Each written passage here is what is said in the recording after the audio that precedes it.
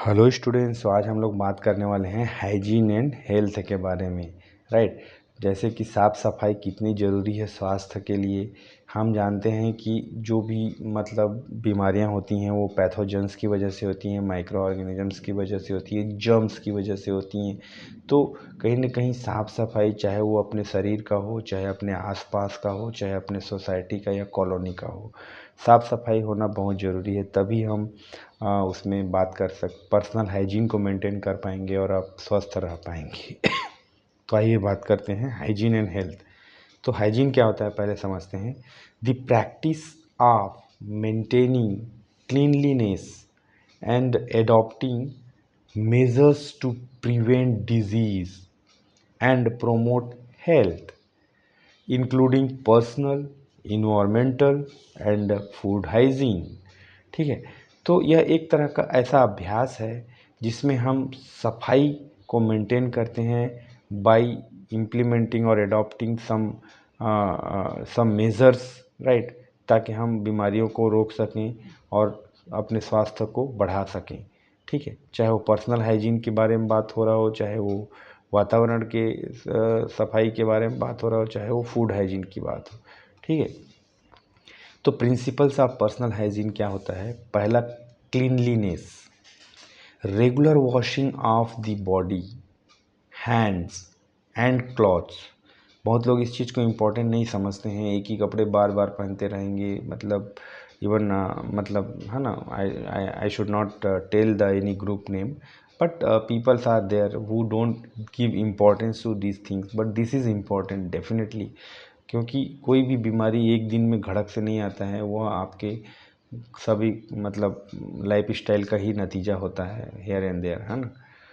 Oral hygiene, है ना, brushing and flossing to prevent dental issue. अब क्या होता है ओरल हाइजीन, अब ब्रशिंग योर टीथ आपको बचपन से बताया जा रहा है, लेकिन अभी भी if you see basically how many times you brush, what, how you brush, whether you are bother about your dental cleaning, नहीं, हम जानते हैं लेकिन हम उसको ध्यान भी नहीं देते।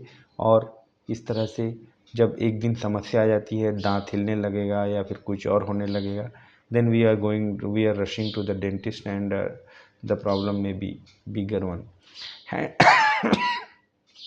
Hand hygiene, washing hands before eating and after using the rest room, ये बहुत ज़रूरी है। बहुत लोग इस चीज़ को भी इम्पोर्टेंस नहीं देते, इन हरी और may be they will not prefer, that is important. Nail and hair care, है ना, trimming nails and keeping hair clean, that is also because this may be the carrier for the microbes. ठीक है। Proper sanitation, self disposal of waste, safe disposal of waste and maintaining a clean environment, है ना। अब क्या होता है, कचरा ऐसे धड़ल्ले से फेंकते रहते लोग आजू बाजू, है ना।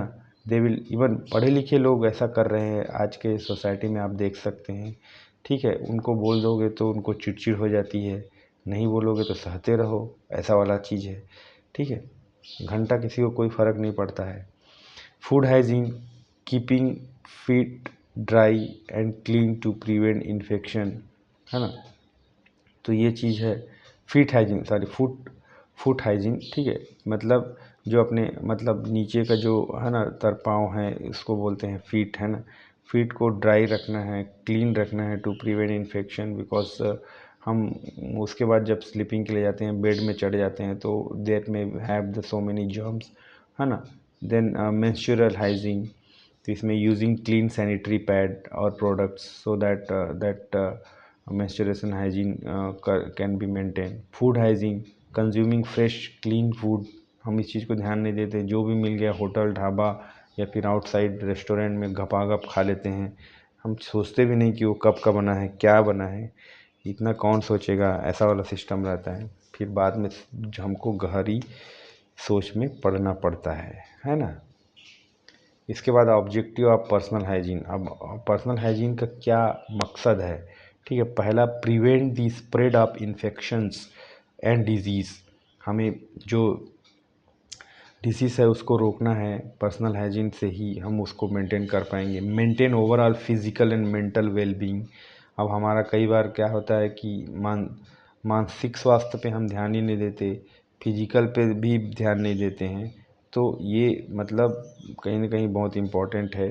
Improve social acceptance and self confidence. अगर आप अच्छे दिखेंगे, अच्छे स्वस्थ रहेंगे, तो ये भी मतलब आपको खुद को अच्छा लगेगा।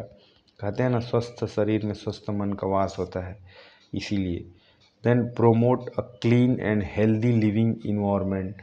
अगर आपके मतलब बियर्ड्स एकदम अच्छे से ट्रिम्ड हैं, आपके बाल अच्छे से कटे हुए हैं, if you are looking good, तो healthy living environment you can create in your society, in your office और इन योर सराउंडिंग्स।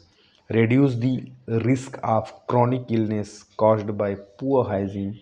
तो chronic illness जो हो जाता है, उसके रिस्क को कहीं ना कहीं हम कम कर सकेंगे। अब cause of poor personal hygiene, क्यों होता है पर्सनल हाइजीन, क्यों, व्हाट इज द कारण, ठीक है। So the first one, lake of awareness और एजुकेशन। अब लोगों को ये समझ में ही नहीं पड़ती कि साफ़ सुथरा कपड़ा पहनना चाहिए, नाखून काटना, कई लोगों को, right, they will be busy in their work in that much, but they will not be able to even cut their nail, cut their hair. So मतलब बोलते हैं टाइम नहीं है। अरे भैया, टाइम नहीं है, ऐसा टाइम आएगा कि टाइम, ठीक है। Poverty and lack of access to clean water and sanitation. तो गरीबी की वजह से क्या हो जाता है, मतलब लोगों को स्वच्छ वाटर नहीं मिल पाता, साफ़ सफाई पे वो ध्यान नहीं दे पाते, क्योंकि मतलब हैंड वॉश नहीं खरीद पाएंगे, बड़ी मुश्किल से एक साबुन रहेगा, है ना। और मतलब साफ पानी अब हो सकता है कई बार पैसे ना होने की वजह से they may be drinking the whatever the water available, whether it is filtered और not, they will not bother, क्योंकि फाइनेंशियल कंडीशन ऐसा नहीं है कि वो खरीद के पानी पी सके, ऐसा वाला कंडीशन।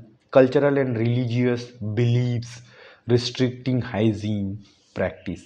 अब क्या हो जाता है कि बहुत सारे, मैंने अपने वो में देखा है एक्सपीरियंस में, कि बहुत सारे कल्चर में, let me not reveal the any name और culture, but they will believe that no no, we should not wash, we should do like this, we should do like that। so उससे क्या होता है कि scientifically if you think that is causing the very serious life threatening disease and some kind of you know this thing, so that is important। physical and mental disabilities affecting self care abilities।